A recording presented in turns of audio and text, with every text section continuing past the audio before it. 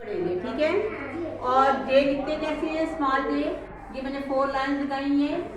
तो ये जो नीचे में 3 लाइन है 1 2 3, तो इस पे आपने पेंसिल रख के तो यहाँ पे स्ट्रेट लाइन लगा के फिर थोड़ा सा इधर कर्व बना देना और ऊपर डॉट, ये आपका जे बन जाएगा, ठीक है। ये स्मॉल जे आपका बन जाएगा। अब जे से कौन कौन से वर्ड जो है वो बनते हैं, कौन कौन सी तस्वीरें हैं, थोड़ा सा ऐसे कर बनाना इसको।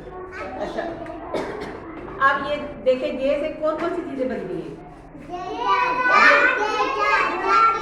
एक मिनट, ये मैंने मुख्तलिफ जो है वो चीजें जो बनाई हैं, पिक्चर्स बनाई हैं, ये आप देखिए। जे की साउंड क्या है, सबसे पहले मैंने बताया ज, जे ज जग, जे ज जेलीफिश, जे ज जार, जे ज जेट, जे ज जैकेट,